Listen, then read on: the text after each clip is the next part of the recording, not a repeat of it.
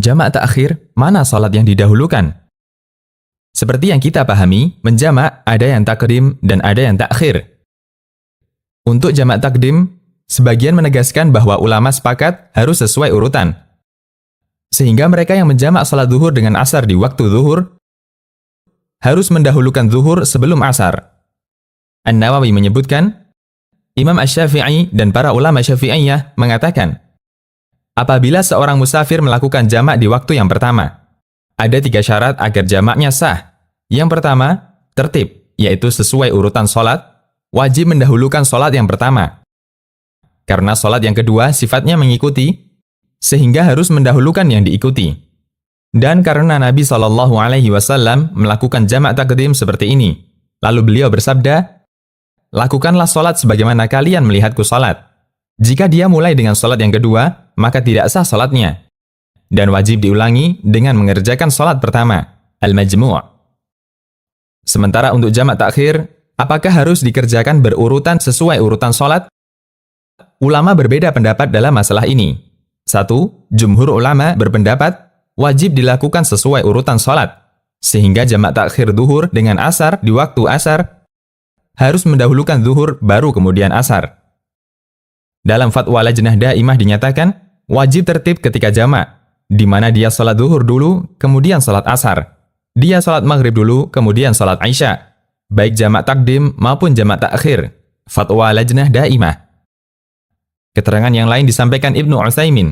Disyaratkan harus tertib, dimulai dengan salat yang pertama, kemudian salat yang kedua.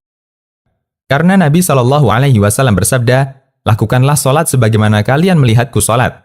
Karena syariat mengajarkan urutan waktu dalam salat. 2. Jamak takhir tidak wajib tertib sesuai urutan salat. Artinya, boleh saja dikerjakan tanpa memperhatikan urutan salat. Ini merupakan pendapat Syafi'iyah. Abdurrahman Al-Jaziri menyebutkan pendapat Syafi'iyah.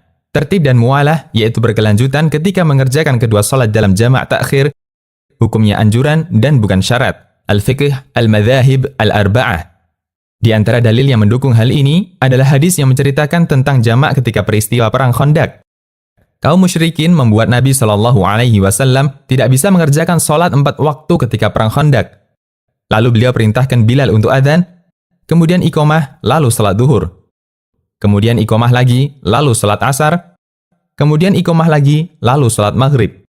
Kemudian iqamah lagi, lalu salat Isya. Hadis riwayat Ahmad, Nasai, dan dihasankan Syu'aib Al-Arnaud. Demikian, Allahu a'lam. Artinya menyatukan 2 waktu sholat di 1 waktu. Umpamanya zuhur dan asar. Kita mau berangkat dari sini keluar kota jam 1. Maka boleh kita jamak. Ya. Sholat zuhur dulu 4 rakaat, setelah salam langsung qomat lagi, jangan langsung wirid, qomat lagi langsung sholat asar 4 rakaat, lalu setelah itu wirid, setelah itu berangkat. Itu namanya dijamak. Kalau jamaknya di awal waktu namanya jamak takdim. Tapi kalau kita berangkat ke Jakarta dari sini jam 11, pakai travel atau kereta gitu yang jadwalnya fix, lalu sampai di Jakarta jam 4, kita nggak sempat sholat duhur di jalan. Akhirnya sholat duhurnya ditarik ke asar. Kita sholat duhur dulu, bukan asar dulu, ingat. Duhur dulu, ya. Yang pertama dulu. Duhur dulu 4 rakaat, setelah salam, boleh kita duhur dulu 4 rakaat, kemudian setelah salam baru kita asar 4 rakaat. Itu namanya di jamak takhir. Jamak takhir itu jamak yang dilakukan di akhir waktu sholat. Itu berlaku zuhur, asar, dan maghrib serta isya, ya. Hanya 2, zuhur dijamak dengan asar, maghrib dijamak dengan isya. Selain itu tidak boleh. Asar dijamak dengan maghrib, nggak boleh. Isya dijamak dengan subuh, nggak boleh. Subuh dijamak dengan zuhur, nggak boleh. Jadi yang boleh hanyalah zuhur dengan asar atau maghrib dengan isya. Adapun qasar meringkas sholat. Asalnya 4 rakaat jadi 2 rakaat. Dan qasar hanya berlaku bagi yang 4 rakaat. Apa saja yang 4 rakaat? Zuhur, asar, dan isya. Maghrib nggak boleh jadi 1,5. Subuh nggak boleh jadi 1 rakaat, nggak boleh. Yang 4 saja jadi 2 rakaat, ya. Apa alasan yang membolehkan qasar? Safar. Kalau kita safar, bepergian ke luar kota, maka lebih utama sebagian ulama menyatakan wajib diqasar. Jadi sholat duhur 2 rakaat, salam, ya. Boleh juga dijamak sekaligus, umpamanya kita tadi pergi dari sini jam 11 sampai ke Jakarta jam 4. Lalu status kita kan musafir. Maka ketika di Jakarta kita sholat duhur dulu 2 rakaat, setelah salam baru sholat asar 2 rakaat. Ya dijamak, ya di qasar, disebutlah jamak qasar. Kalau maghrib dengan isya, maghribnya tetap 3, nanti setelah salam barulah isya 2 rakaat, ya. Itu namanya jamak qasar. Sholat jamak, kita masih baru membahas tadi masalah sholat yang dipangkas. Sekarang menggabungkan antara sholat. Hukum sholat jamak di poin pertama, sholat jamak merupakan sebuah rukhsah atau keringanan yang boleh dilakukan, kecuali menjamak 2 sholat duhur, yakni duhur dan asar. Pada hari Arafah, di Arafah, serta menjamak 2 sholat maghrib dan isya saat bermalam di Muzdalifah, maka hal itu merupakan ketentuan yang tidak ada pilihan selain melakukannya. Berdasarkan keterangan dalam hadis sahih bahwasanya Rasulullah SAW menjamak sholat duhur dan asar ketika di Arafah dengan 1 azan dan 2 iqamah, dan ketika di Muzdalifah beliau pun mengerjakan sholat maghrib dan isya dengan 1 azan dan 2 iqamah. Hadis ini diriwayatkan Muslim nomor 1218. Jadi walaupun penduduk Mekah, kalau dia sedang haji di Arafah, tetap dia jamak qasar. Tanggal 9 Zulhijjah, duhur asar dijamak, digabung, kemudian dikasar, dipangkas jadi 2 rakaat dan ditakdim, dimajukan di waktu duhur. Maghrib dan isya juga sama, digabung, dijamak, kemudian dikasar isyanya, karena maghrib nggak boleh dikasar, kemudian ditakhirkan, diterlambatkan di waktu isya. Jadi duhur asarnya dimajukan di waktu duhur, maghrib isyanya ditakhirkan, diterlambatkan di waktu isya. Itu khusus di tanggal 9 Zulhijjah di musim haji. Hari Arafah dan malamnya malam Muzdalifah namanya. Poin nomor 2, tata cara sholat jamak. Adapun tata cara menjamak sholat ialah bahwa musafir hendaklah menunaikan sholat duhur dan sholat asar dengan dijamak atau digabungkan. Jika jamak takdim, maka ia menunaikannya pada awal waktu sholat duhur, sedangkan jika jamak takhir, maka ia menunaikannya pada awal waktu sholat asar. Atau menjamak sholat maghrib dan sholat isya, baik jamak takdim dimajukan di waktu maghrib, atau jamak takhir diterlambatkan di awal waktu isya, dengan melaksanakan keduanya pada awal waktu masing-masing dari keduanya. Berdasarkan keterangan dalam sebuah satu hadis bahwa suatu hari saat berada di daerah Tabuk, Rasulullah SAW mengakhirkan sholatnya. Lalu beliau pergi menunaikan sholat duhur dan asar dengan dijamak. Lalu beliau pergi lagi menunaikan sholat maghrib dan isya dengan dijamak, di mana ketika itu beliau datang ke daerah Tabuk untuk berperang. Hadis ini riwayat Imam Muslim atau Imam Bukhari Muslim, lafadznya Imam Muslim nomor 706. Dibolehkan bagi penduduk sebuah wilayah untuk menjamak antara sholat maghrib dan isya di masjid pada malam di mana hujan turun deras, atau udara terasa dingin sekali, atau angin berhembus kencang, jika hal itu akan menyulitkan mereka kembali lagi ke masjid saat waktu sholat isya tiba. Karena Rasulullah SAW pernah menjamak antara sholat maghrib dan isya pada malam di mana ketika itu turun hujan. Ini disebutkan di dalam hadis Bukhari nomor 543. Ya, jadi kalau misalnya kita menuju ke masjid pas maghrib terasa atau ada berita mengatakan akan terjadi gempa, akan terjadi apalah tsunami segala macam, maka kita boleh langsung menjamak maghrib sama isya secara berjamaah walaupun di waktu maghrib, walaupun bukan musafir. Jadi kita harus bedakan ya, kalau hukum qasar memangkas tadi dan menjamak ini untuk musafir. Kalau jamak saja boleh walaupun bukan musafir, menggabungkan tapi dalam keadaan-keadaan tertentu. Seperti misalnya dikhawatirkan banjir, ya badai, gitu kan, rubuh masjid dan segala macam, maka itu boleh menjamak antara maghrib sama isya ya, di waktu maghribnya. Juga dibolehkan bagi orang yang sakit menjamak antara 2 sholat duhur dan asar, atau antara 2 sholat isya, sholat maghrib dan isya, jika mereka kesulitan menunaikan tiap-tiap sholat pada waktunya. Karena alasan disyariatkannya sholat jamak itu adalah dikarenakan adanya kesulitan. Jadi kapan saja kesulitan itu ada, maka pada saat itu sholat jamak dibolehkan. Terkadang seseorang menghadapi kesulitan yang luar biasa di saat dia berada di tempat, misalnya mengkhawatirkan akan keselamatan dirinya, kehormatannya, atau hartanya. Maka pada saat itu dibolehkan baginya menjamak sholatnya. Berdasarkan keterangan di dalam sebuah hadis bahwasanya Rasulullah SAW pernah 1 kali menjamak sholat saat berada di tempat.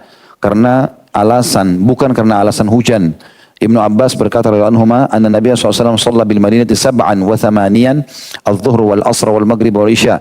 Bahwasanya pada saat berada di Madinah, Nabi SAW pernah mengerjakan solat sebanyak 7 atau 8 rakaat, yakni menjamak solat duhur dengan solat asar, kemudian menjamak solat maghrib dan solat isya. Tentu maksudnya di waktu masing-masing ya. Hadis ini diriwayatkan Bukhari nomor 543, Imam Muslim nomor 705. Di mana praktiknya bahwasanya Rasulullah SAW menangguhkan solat duhur dan menyegerakan solat asar di awal waktunya, dan menangguhkan solat maghrib dan menyegerakan solat isya di awal waktunya.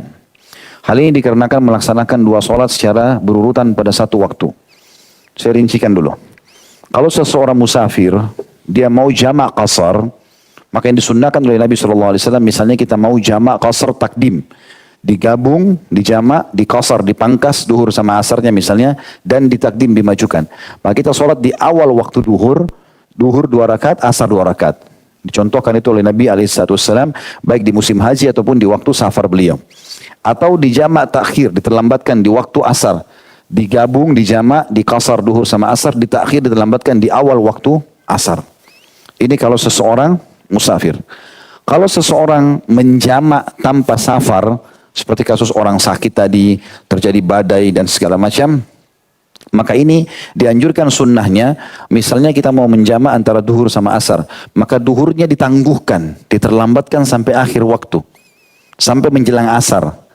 Begitu salam, ya, sudah masuk waktu asar atau beberapa saat masuk waktu asar, lalu dia sholat asar di awal waktu. Itu juga disilakan dengan jamak. Ini kalau hanya jamak saja, bukan safar. Kalau safar, enggak, di awal waktu masing-masing.